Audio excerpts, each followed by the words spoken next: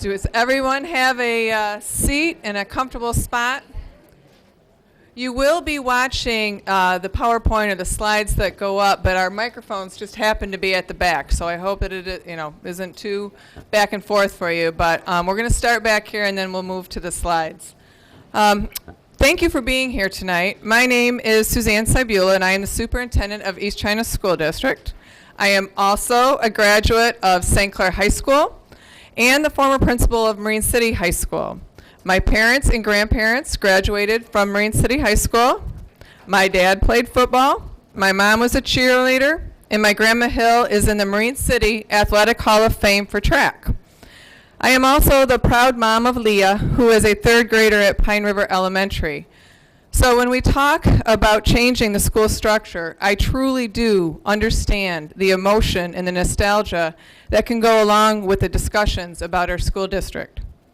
This journey that East China School District is on began back in 2013 when the district identified that their operating budget was not going to be able to support all of the needs of their aging buildings. So at that time, they looked at each building and assessed the cost for the critical needs in each. It was determined that a bond of $48 million would be needed to fix all of those current needs. This dollar amount was not for new programming, new technology, or to capture efficiencies. It was for the critical needs of each of the buildings. The bond was placed on the ballot in 2016, but it did not pass. The district decided at this point that they needed to better understand what the communities wanted in their school district and what the scope of the needs of the district's the district's need, considering the district's significant 17-year declining enrollment, the age of the school buildings, and the opportunities that they wanted for their students. To do this, the district began the strategic planning process with a consultant from the Michigan Association of School Boards. There were 4 separate strategic planning committees made of community members and school employees that met a total of 25 times last school year. These strategic planning committees determined that the next step would be to relook at the entire scope of a possible bond because the identified critical needs had not gone away and more were occurring. We needed a sustainable model for operating in East China School District. So, a bond steering committee was formed this past August. This committee was again made up of community members from St. Clair and Marine City, as well as district employees.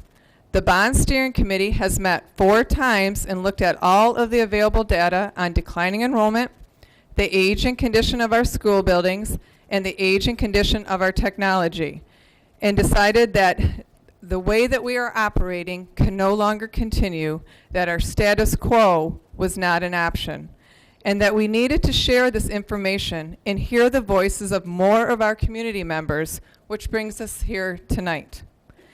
And if we were to truly look to when this journey really started, we would need to look back to the early 1970s when Marine City Schools and St. Clair Schools became East China School District. That was done to capture the tax revenue from the Edison at the time, but over this years, this move has also created efficiencies and greater opportunities for our students. We have one central office that is cost effective, and we have a beautiful stadium and performing arts center that we would not be able to afford if we had to duplicate it at each school. East China School District has taken great care with our community's monies. We have the lowest school taxes in the county, and we have high-performing schools. Marine City High School and St. Clair High School are ranked number 1 and number 2 in our county. Our teachers, staff, and administrators are amazing, and we are very, very proud of that. Thank you again for being here tonight and being part of this journey with us. Now, I'd like to introduce Gail from TMP to talk about the bond program development. Thank you, Suzanne, and good evening, everyone. I think we might need a chair. No, you're okay? All right. I'm really excited that you're all here to understand and get excited and share your thoughts about and reactions to what you'll hear tonight. As Suzanne mentioned, it is vitally important to the process that we hear from you tonight. the process is kind of in the middle right now. We are not at the end of the process. You see some drawings here, and you're going to see a lot of statistics today. You know, this is a process, and what we hear tonight and what we've heard last week and what we've gleaned through a marketing survey is all going to be brought to the table to help inform and refine decisions as we move forward. So please understand, it is, you know, you are part of a process right now. Tonight we have two goals. The first half of tonight will be spent sharing lots of information, everything from district vision to facility assessments to program assessments to concepts. So there's a lot to try to catch you up with that the Bond Steering Committee has learned through the last several months. So we're going to try to share that. It'll be a bit rapid fire because there is a lot and we have just 1 hour to do that. But the second half of this program, we definitely want to sit back and let you share with us. So we're going to be doing some exercises with you as well as just some table discussion and documenting what we hear. I'll have you kind of look at the PowerPoint and kind of back and forth for a few seconds. As Suzanne mentioned, the Bond Steering Committee was formed back in the summer. And this committee is comprised of a good cross-section of the community, internal to the school, external to the school, and all different geographic and age groupings. So some board members, community members, staff, parents, just about 30 different people. These are some of the names. And you'll see with the Bond Steering Committee, raise your hand. They're going to act as moderators and scribers tonight, and there's a number in the room right now. So I want to say thank you to them because they're really pounding through a lot of information. When we started out, this was the charge that was posed to the steering committee. It's important that they act as a good steward of the community's resources. And they're analyzing and reviewing lots of input, and they will really form a recommendation to the Board of Education for the board's review and final approval.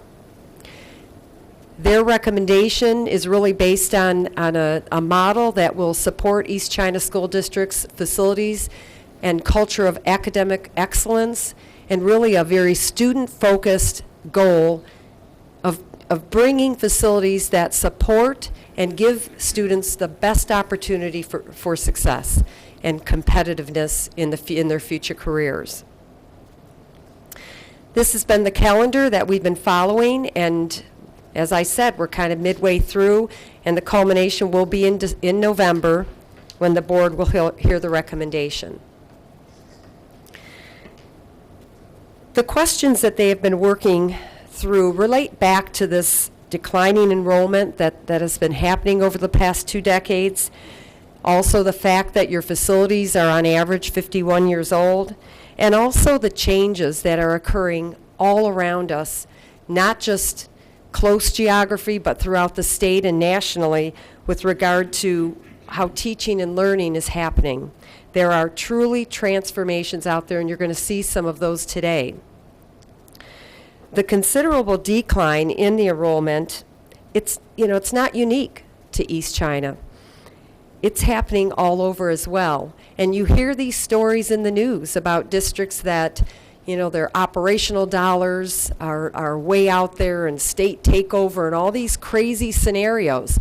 Well, you need to really look carefully at what's going on and understand it, and it's, kudos to the district and board for recognizing now what the future holds and trying to work together with the committee to come up with that optimum solution. So some of the key questions are, number one, do our current learning environments support the vision and goals in the most optimum manner? How will we right size to match enrollment projections? Should that be a model of new construction, renovation, or repurposing? And obviously, what are the costs associated with all of those different scenarios? And what will the community support? This is just a picture of one of the sessions, and a lot of hardworking individuals. The process is currently in exploration. Discovery is probably took 2 or 3 meetings of understanding, and today you'll learn a number of things that they've discovered. But exploration is where we're really examining and going back and forth through various options and concepts and refining those. Discovery included many different things. You're going to see those now, and the first thing will be East China School District's vision and goals, and I'd like to invite the superintendent to come back up and start that discussion with you. Thank you, Gail. So East China School District, a little bit of a background information. We have 16 buildings that we own and operate, and then the breakdown of those buildings on the right-hand side there, with 5 elementary, 5 secondary, including Riverview East. We have our beautiful Performing Arts Center here at the Meisner location, our East China Stadium, support buildings. Our current enrollment is about 4,000 students, and our district is large. It covers 122 square miles. Here's the thing that we talk about the most when we're looking at the differences between East China School District in 2001 or in 2012-13, as this enrollment trend starts with, to today. In 2001, East China School District had 5,766 students. I showed you just a moment ago that we currently have 4,000 students. So as of right now, we are down about 1,700 students from 2001. And you can see that this enrollment trend happens, there's not a great dip. It's happening in little amounts each year. So each year, the district has made adjustments as needed, because when we talk about enrollment trends, the reason, it's a twofold reason why this is so important to us. Number one, it's the number of students that are in our building that dictate the number of offerings that we can give our students. But it's also because in the state of Michigan, our funding is tied to the number of students that we have. So right now, our funding is about $8,000 per student. This year, and I was just grabbing our most recent numbers, enrollment numbers, this year we will graduate about 80 students more than we have coming in kindergarten. So if you take 80 less students times $8,000, that's the amount of money that we'll have less to operate with next year.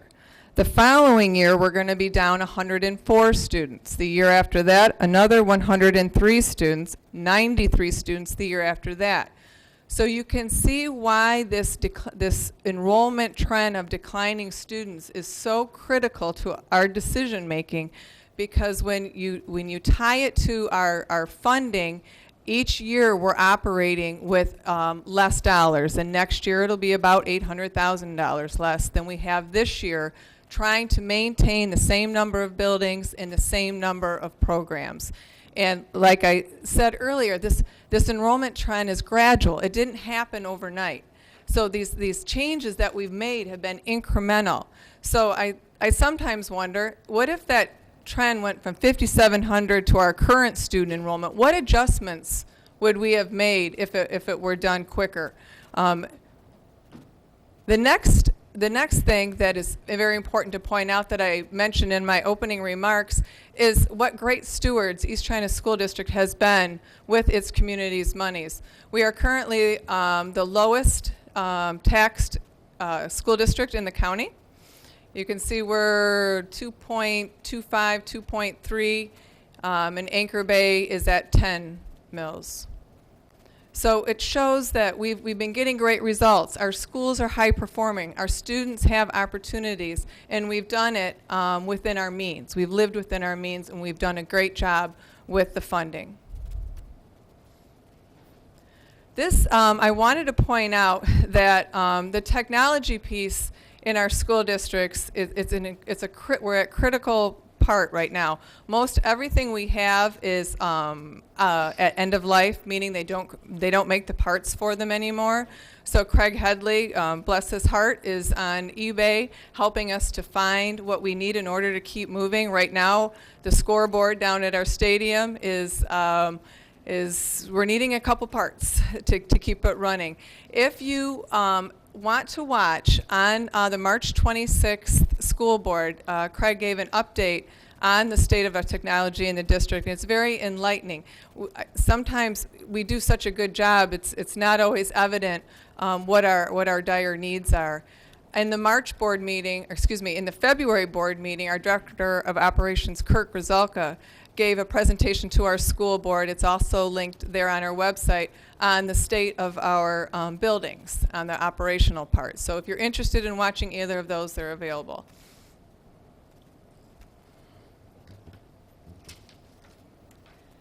Next part of Discovery was taking a look at your actual infrastructure of your buildings, all of the systems, components, etc.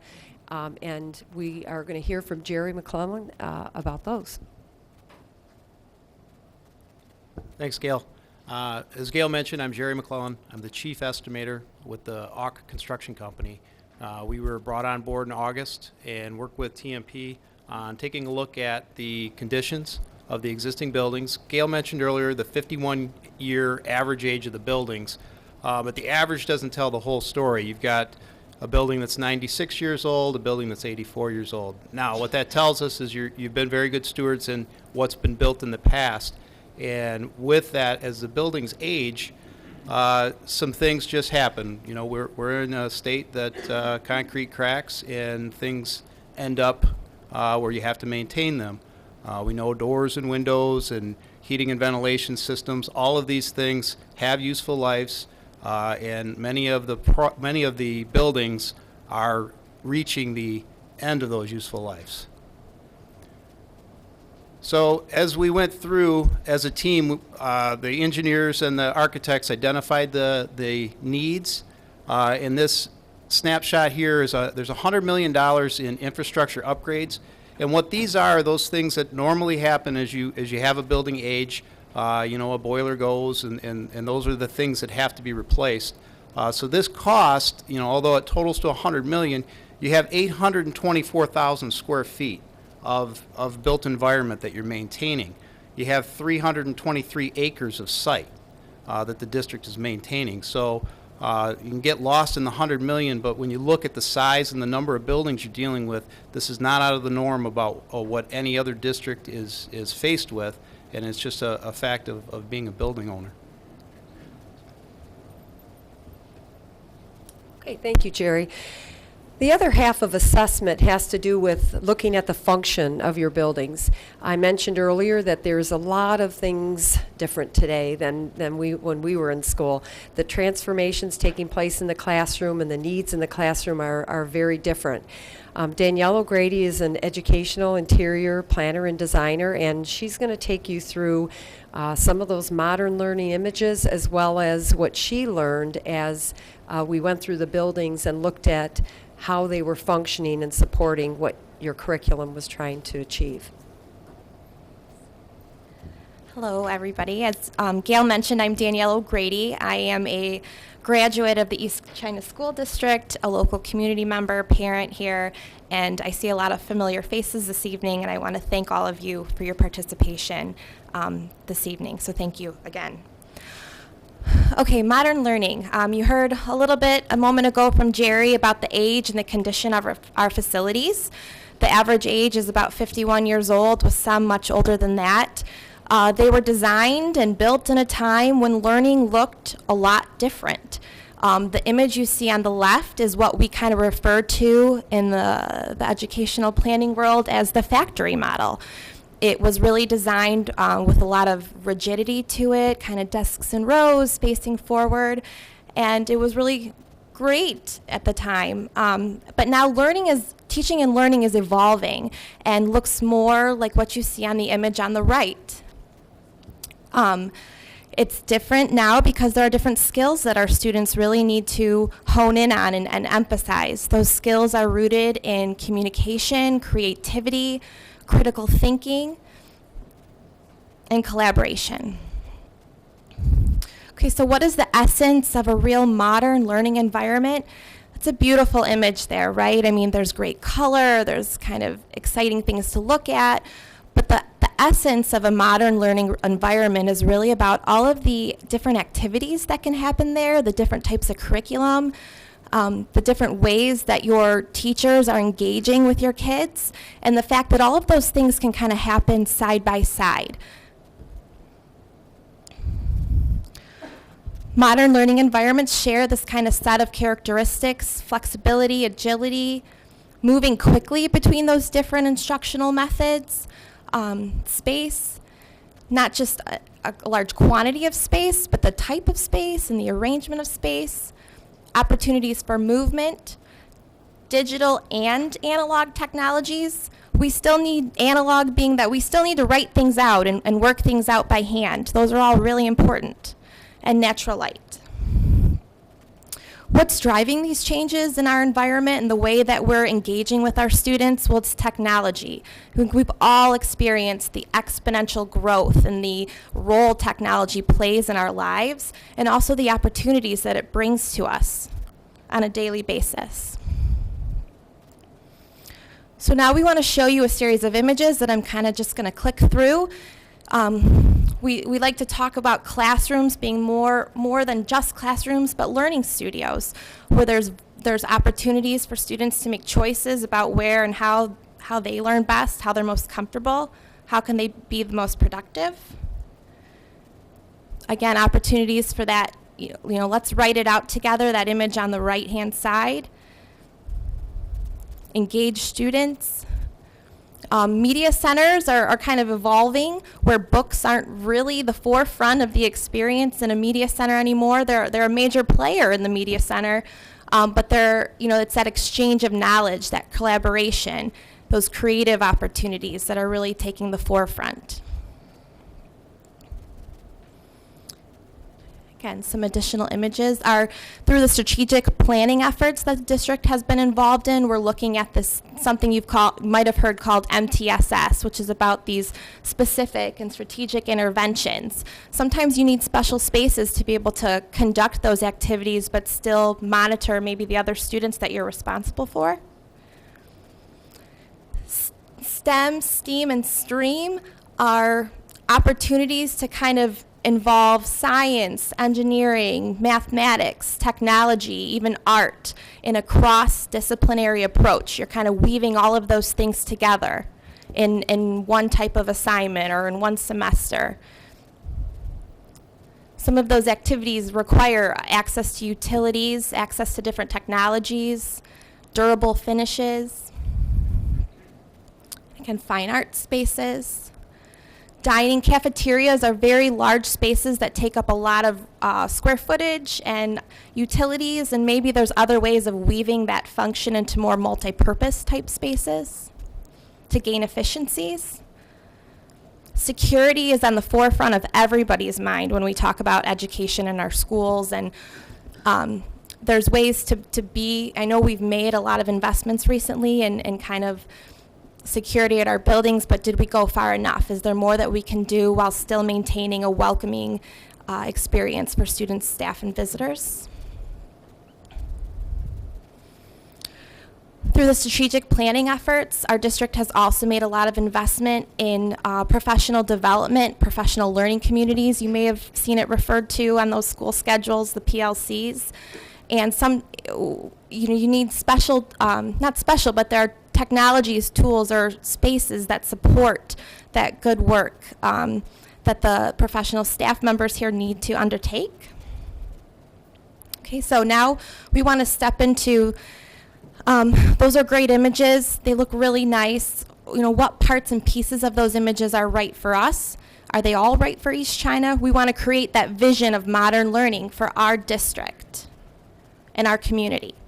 So we went through a series of exercises as a design team with principals, with the bond steering committee, visiting buildings, talking to users, doing some very technical analysis of the buildings, and we come up with these program assessment sheets here. And You can see that the color coding designates kind of severity of need, and there's quite a bit of need showing up there as it supports programming for a modern learning experience of our students in this community. Some of the big areas of need that we came up with, that we observed through all of these exercises, were the secure entry and that securing that access, not only once you get in the front door, but into the rest of the buildings. The quality of our learning studios as it supports, furnishings and technologies that help with those skills that we're trying to create: collaboration, creativity, professional collaboration needing support, accessibility, not just in the building, but also the sites that support these buildings, enhanced curriculum spaces, large group, access for community use. You can see them there. And then to summarize all of this that we just heard, the table on the left is really kind of coming up with a report card or a grading scale for the conditions of the buildings. The image on the right, or the chart on the right there, is a grading for the program, how it's supporting, the buildings are supporting that programmatic functions that we want to achieve in the buildings. And it helps us in kind of a data-driven way or a systematic way find which buildings rise to the top and which ones aren't really doing exactly what we need them to do. Thank you. Thanks, Danielle.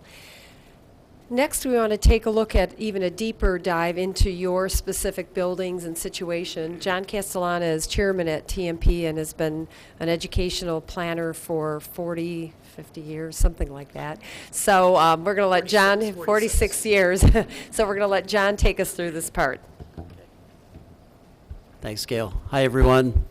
Glad to be here. And I want to reiterate what Danielle said. Thank you for taking time out this evening, because it really is important to understand the real needs of the community. I'd like to take you through some just basic, some benchmarking that we looked at as we went through this exercise. The 5-year projection is the top chart that you see over there. You could look at sort of current enrollment, number of buildings, and then average number of students per building, 300, 422, and 653 at the high school area. Based on our experience and doing a lot of research, just looking at what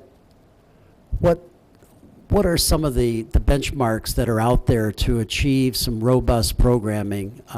I think Suzanne had mentioned at the beginning about it's hard when you don't have a certain inertia of students within a building to be able to provide all of the different curriculum choices. It just comes down to that size level. And we have seen that at the elementary level, between 400 and 500 is very common and provides that kind of robust programming. Middle schools of 700 to 900, and high schools 1,200 to 1,600. Those are the kinds of numbers that we're seeing nationally that is very common to be able to provide that kind of comprehensive programming and ingredients for the kids. As Suzanne mentioned, the October 2017 enrollment was 4,091. That's for grades K-12, which equated to about 315 students per grade level. The projection, based on an outside demographer looking at it for years 2022-23, is 3723, which is about 286 students per grade. And if you carry that out even further, 3575, 275 students per grade. The 4091 is going to be updated.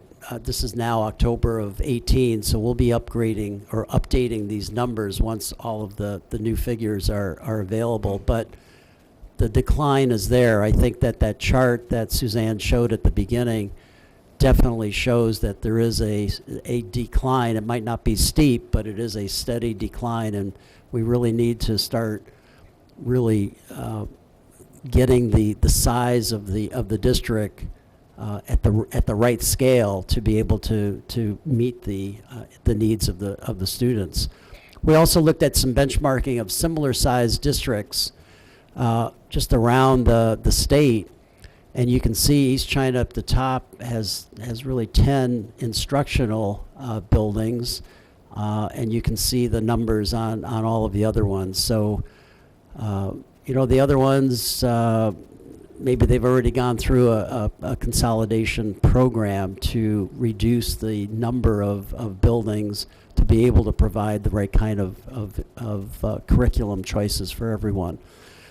With the steering group, we looked at a whole series of different structures to the district, and we did them in these simple diagrams. And this first one is just explaining how your buildings are operating right now, or the district operating right now, with Marine City High School, St. Clair High School, and then the Marine City Middle School, St. Clair Middle School, Riverview High School, you see on the left-hand side, and then Palms, Bell River, Eddy, Pine River, and Gearing. When you look at the existing physical plant of your schools, and with the enrollments, and that's what those little black numbers are, it equates to a 64% utilization rate. That's your current structure. And really, the state of Michigan, when you're looking at guidelines for buildings, really you want to be at about 80% utilization in your building. So this is just another indication that there's too many buildings and too much space available to satisfy the enrollments today and the enrollments for the future as we look out five years or more. So we looked at a whole bunch of different structures for East China to reduce the number of buildings down, and this was the one that the steering group felt most comfortable with, and one that we wanted to take forward and to get your impact or your concurrence on, if this really does meet the needs of the district. It shows a new East China High School that would be built on this site where we are right now, adjacent to the stadium and the Performing Arts Center. A new East China Middle School that would also be built on the Meisner site.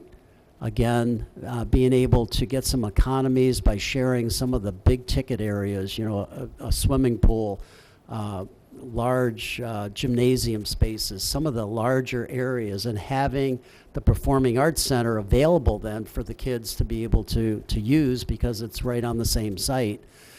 And then having a series of 4 elementary areas. The one at the bottom, the ECC, is an early childhood center. Everybody felt very comfortable that there should be a centralized early childhood center for pre-kindergarten and kindergarten students, and would be centrally located. And then 3 elementary schools that would serve the west side of the district, one that would serve the north side of the district, and one that would serve the south side of the district, with similar enrollments. You see the numbers again. This equates to about 3849 students, and we used about 275 students per grade level in this analysis that we did, which is a little higher than what the projections show, but it gives a little bit more flexibility in the actual configuration. So we looked at, what does this all mean? We looked at the facilities assessment. Danielle talked a little bit about that, and Jerry did as well, as far as the condition. The program assessment, we looked at the report card, we looked at operational expenses, we looked at which ones really scored higher, and which ones were top ranked from a guiding principle standpoint. And here's some of the guiding principles that that with the help of the steering committee really rose to the top, that want to structure the district for future enrollment, and that's really right-sizing, transforming the classrooms in the 21st century learning studios, meeting today's technology needs, focus on early childhood, providing STEAM or STEM labs at the middle school and high school level, encourage and support after-hours usage, and create secure entries at all schools. So these were sort of the items that we wanted to be able to measure against as we went forward. And we started to look at, okay, with that new structure that I showed you, what are the, I'm just going to go back to that diagram.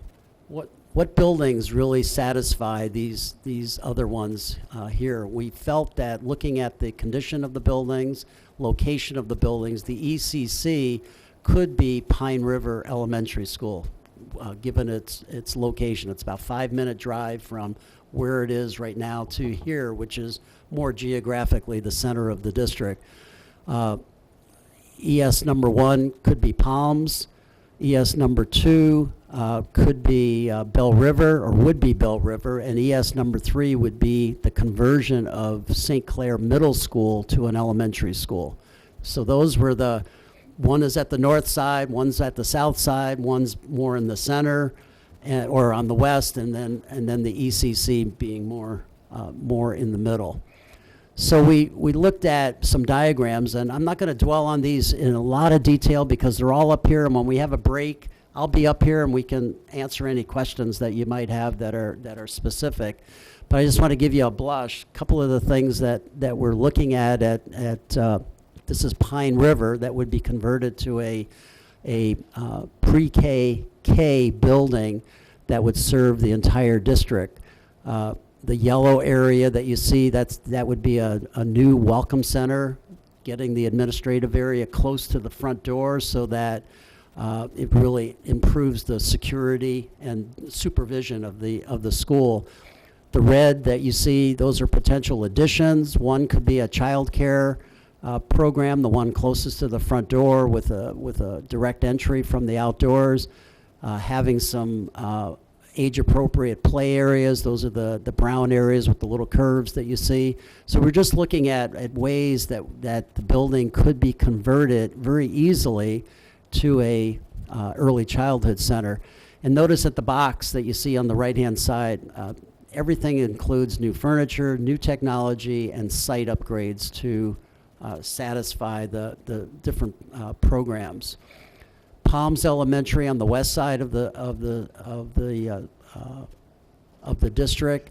We're proposing an addition on the east side of the school that would round out the programmatic areas of the school along with the different grade levels. Again, enhancing the entry sequence with maybe a new canopy to really announce that is the entry to the school.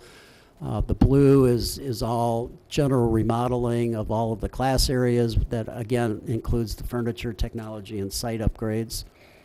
Marine City Elementary School, which is Bell River, which is really a sister school of Pine River, would also have a new secure entry area, but not a lot of remodeling is really required at this building. There's enough space to accommodate about 480 students at this school. There's some infrastructural improvements that need to be done, and some play areas and some site circulation that would be a good improvement for the school. St. Clair Elementary would be the St. Clair Middle School that would be converted to an elementary school. It has 2 levels right now, and this would be a larger school. It could accommodate up to 700 students if we really occupied all of the spaces. And again, these all have to be really honed in and looked at what the current enrollments will be. But there's enough space within the confines of St. Clair Middle School. It's a good building. It's scored very high, and it can be easily adapted to an elementary school with some tender loving care to make that happen. probably the biggest piece of the puzzle was what happens at this site, at the Meisner site. We are the road on the upper part, that's Meisner Road. King Road is on the left-hand side. This diagram just shows you parcels of land that the district does own right now. And we are right in this is the administration building. We're right in that location right now. The Performing Arts Center is here, and the existing stadium is located right here. So the district owns this 43 acres, also owns this piece, which includes the existing areas that you're aware of, 64 acres, and then they also have another 37 acres over on this side. So we went through a whole series of different ideas to try to support the guiding principles, trying to consolidate and seeing how we could make a connection back to the stadium and also to the Performing Arts Center. And we arrived at this concept G, which was really endorsed pretty heavily by the steering group. And I'm just going to give you a quick blush of what this means. Again, Meisner is up on the upper part of this. King Road is down here. The yellow part here is a new administrative center, and again, to be as economical as possible, the district administration would also be here, and the school administration would also be here, both a separate administration for middle school and a separate administration for high school. In this diagram, this is the middle school component, which is a 2-story academic cluster. This is the high school, which is again a 2-story academic cluster, totally separated by an outdoor learning studio, which is about the size of a football field. Here's their stadium, the length between those wings. So there's good individual identity for each of those areas. But where we can gain some real economies is in all of these support spaces. This is Riverview, which has its own identity right here. Good accessibility from the outdoors. This is a kitchen, a pool, an auxiliary gym, a field house gymnasium with a running track going around it. But all of these are real expensive items. And if you can share those things and be able to schedule it so that middle schoolers use it at a certain time, high schoolers use it at a certain time, we can really get some real good economies of scale from in here. This greenish area that you see in the middle, this could be an innovation station. You know, we talked a lot about STEM areas, and maybe that becomes that hands-on STEM that middle schoolers could use, high schoolers could use, and also have the ability to go outdoors and have some experimentation happening out there. This is the Performing Arts Center with a soft connection, which that represents a canopy, so that students can circulate and get to the Performing Arts Center, but the Performing Arts Center can also operate very separately for any community events that are standalone kinds of activities. Playfields, practice areas can be clustered adjacent to where the stadium is right now. New locker rooms to support the stadium as far as concessions and locker areas. We have segregated bus areas, segregated automobile drop-off zones. So it really packages all of the pieces together, and the steering committee felt very comfortable that this really represented the kind of diagram that would meet the guiding principles and make a very cohesive family orientation on the Meisner site. Jerry's back up. He's the dollar guy. So Danielle and John get to show you pretty pictures. I get to show you numbers. This is a snapshot, and I want to make sure everyone understands what John has developed right now is preliminary. And what we've done is utilize the state guidelines in cost per square foot and a lot of the parameters that are allowable for cost. So this is a snapshot of what the plan would look like as it is now in a bond. The high school would be roughly 81 million, the middle school 38. The renovations to St. Clair Middle, which includes some site work to kind of get that to the right size of it's a middle school now. You'd want to do some things to make it feel right as an elementary. The Marine City, which is Bell River Elementary renovations, 4.9, and then the Palms Elementary renovations, 6.6, and then the early childhood, which is a little bit more additions and a little more renovation to make that for a early childhood center from an elementary, totaling to the 148. One of the things that I did fail to mention in my intro, I am a member from St. Clair County. I live up in Port Huron, so where you're sitting now, you guys all know we went through that. I was in your chair not that long ago, so I know what that feels like over there. And we're at the end of ours, seeing the good results from it. So, but anyway, thanks. Okay, so the costs obviously mean something to taxpayers. I'm going to share with you, based on the information that we shared on this concept, just reflecting back on where you are currently with the debt, that $148 million would be an approximate 1.7 mil increase to the current rate. And these are showing a home market value of $100,000 would be about a $7 a month increase to a taxpayer for 1.7. A $200,000 home, about $14, and $300,000, 21.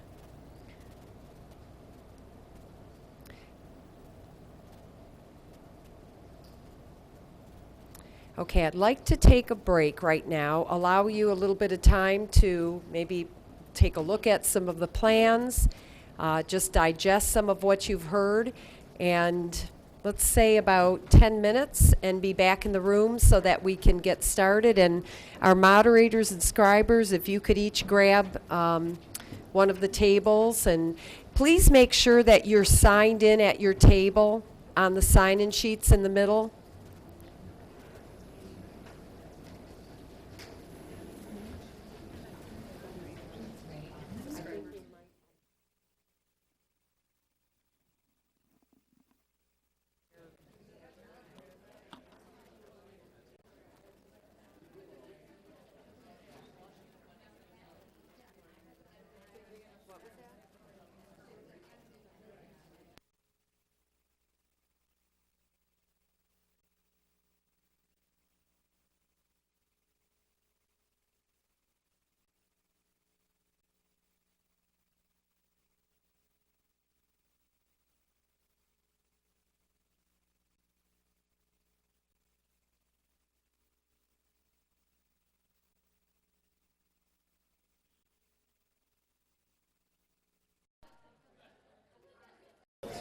Is this working? Okay. Yeah. Okay. It doesn't look like many people took a break, so I like that because I can give you more time per topic. Okay, every table, moderator, scribers, please raise your hand. So every table has a moderator, scriber. We're good. Okay. Do all community members have a spot? Because if you don't, grab a chair and pull yourself up to a table that looks like it might need a person. All right. We're looking, just grab a chair and pull it up anywhere you'd like. Because it looks like everybody's full tonight. I love it. Okay, so I've just a few rules for the session. We need to make sure that we're very respectful of each other's comments, and there's no comment that's a wrong comment. We are documenting everything, and we want to hear what's on your mind. So let's not get in any debates at the tables, because we need to hear everyone, and we really only can spend about 7 to 8 minutes per topic. So we're going to be going around this pretty fast. But before we get into that, I need you to do a couple very quick exercises, and we're going to be passing out some forms. The first one, let me just grab one. Okay. The first one, we did some exercises with the bond steering committee members, And it really just helps us put in perspective where your minds are at. So this is called district image. And when we asked the bond steering committee members to share with us the way they want to see the vision of the district facilities in the future, they came up with a number of words. And so what I'd like you to do is to take this sheet and circle your top 6. Only 6. There's lots and lots of words on here. But I'd like to just have you circle 6 words that represent how you feel you would like to see the district facilities in the future. If someone was to say to you, wow, you should see East China School District's facilities, they're really... So pick 6 words. Don't put your name on it. This is, you don't have to own the page. Just put it in the center of the table, and we'll pick them up. Just take a couple minutes to do that. Thank you.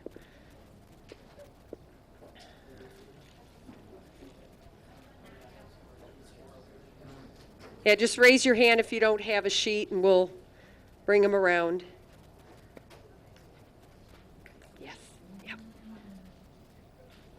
Kind of give them a minute to do this first, and then.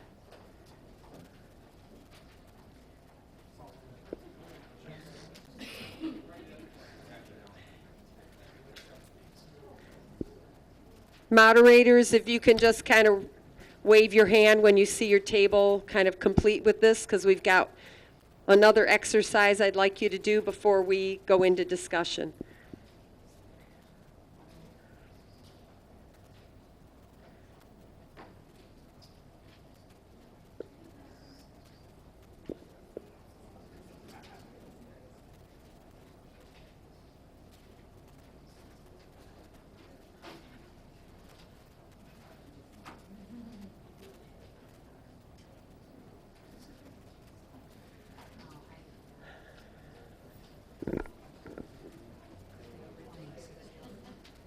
Good. Yeah. Mm-hmm. There's my sister. Okay. My sisters with my mom. They just sent that picture. So they're with her. Yeah.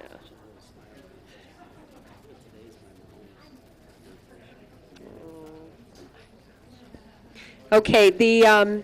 As you're finishing that up, our helpers are passing out another exercise, and on this one,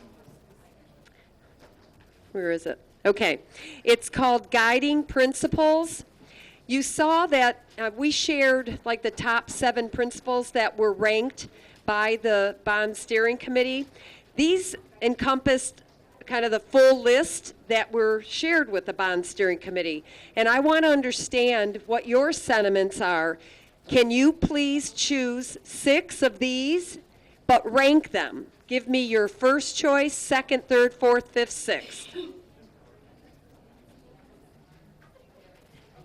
So on those, you read through them and decide what you feel these are goals and tenets of the future bond program. What should we be following in terms of those goals and objectives of this potential future bond program? 6 top choices and rank them.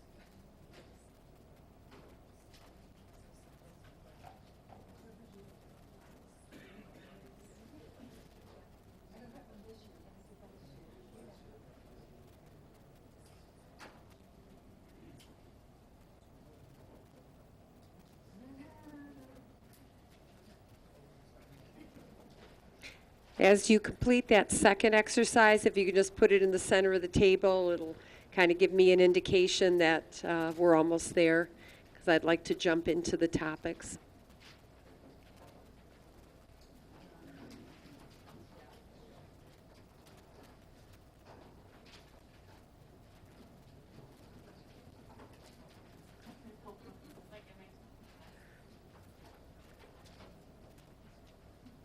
Okay, it looks like we're getting close.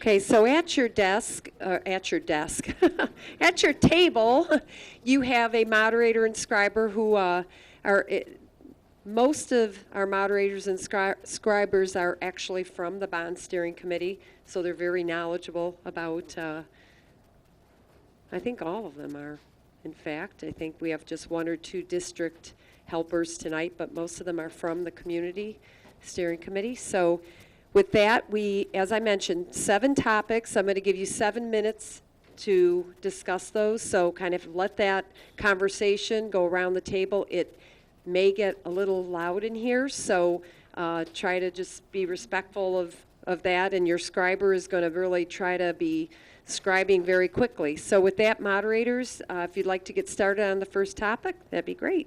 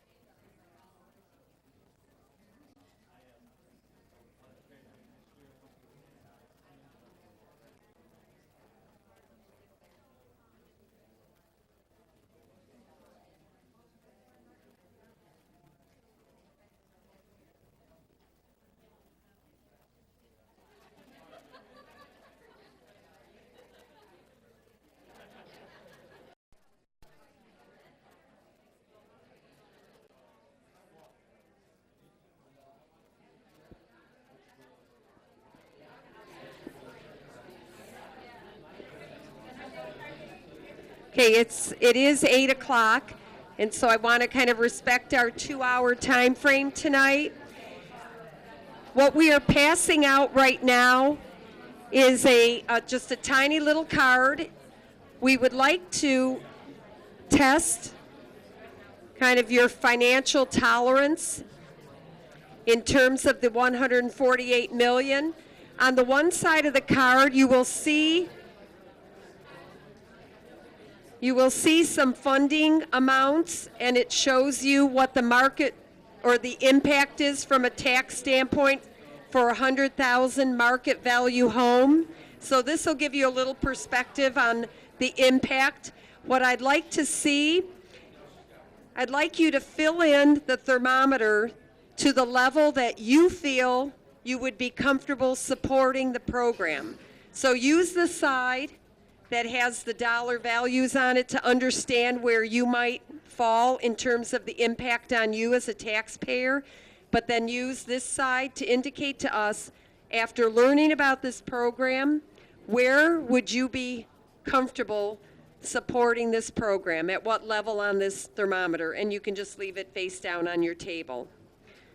I think Suzanne has something to say, but I would like to thank you very much. We appreciate everything that you've shared with us tonight.